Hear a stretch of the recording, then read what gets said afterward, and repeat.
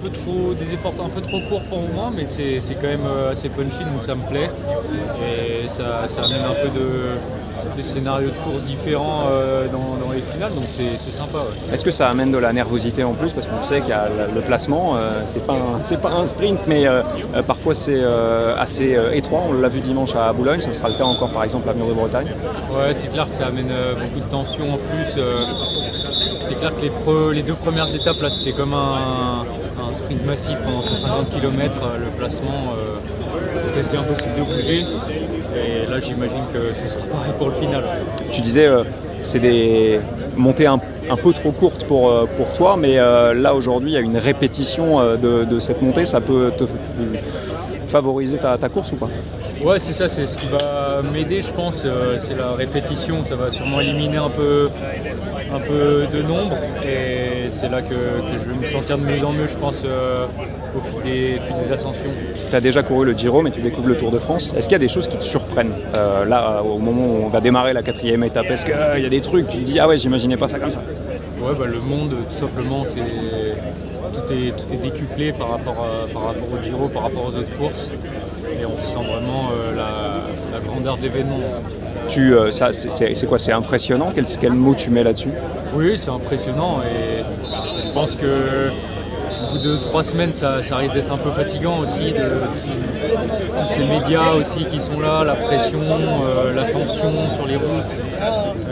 Ouais, je pense que c'est une expérience unique. Tu parlais du public, est-ce que tu arrives quand même à capter certaines choses quand on est dans le peloton et qu'on voit beaucoup de monde, comme sur les côtes, sur le final à Boulogne par exemple? Est-ce que tu captes, je sais pas, des encouragements, des odeurs de frites, j'en sais rien? Ouais, c'est clair. L'autre jour à Boulogne, j'ai fait le boulot pour l'équipe, donc j'ai pu me relever, je suis monté tranquille dans la bosse et j'ai pu profiter du spectacle. C'était vraiment impressionnant le monde qu'il y avait, l'ambiance. Et ouais, quand on a des moments un peu plus tranquilles, on peut essayer de profiter du paysage, des villes dans lesquelles on passe et ouais, du monde qu'il y a au bord des routes, et c'est vraiment impressionnant. Ça change de le vivre plutôt que de le regarder ou de l'écouter? Ouais, ça fait bizarre de ne plus le regarder à la télé. Ça fait toute ma vie, j'ai regardé le Tour de France à la télé, donc là ça fait bizarre d'être dedans et de ne pas pouvoir regarder l'étape.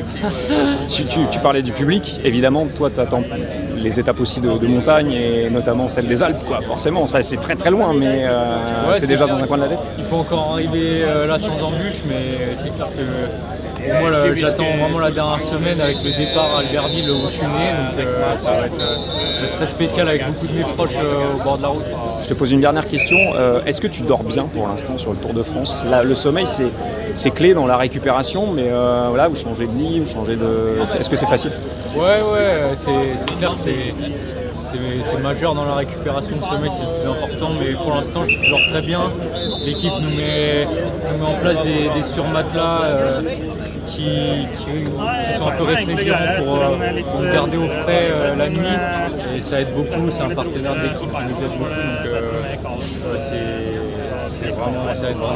Et mentalement, c'est facile de décrocher après une étape où, tu l'as dit, beaucoup de nervosité, de ne pas se refaire la course et de s'endormir proprement?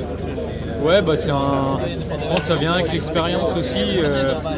Moi, c'est que mon 3e grand tour, mais je pense que j'ai appris à essayer de relâcher un peu une fois que je monte dans le bus et penser à autre chose que la course.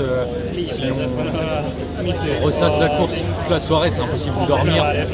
Des fois, ça m'arrive, mais voilà, j'essaie de faire autre chose, de pas du tout penser à la course, de poser mon téléphone, sinon c'est trop. Et qu'est-ce que tu fais alors? Moi, je lis, je regarde une série, ou à table on parle d'autre chose, tout simplement autre que le vélo.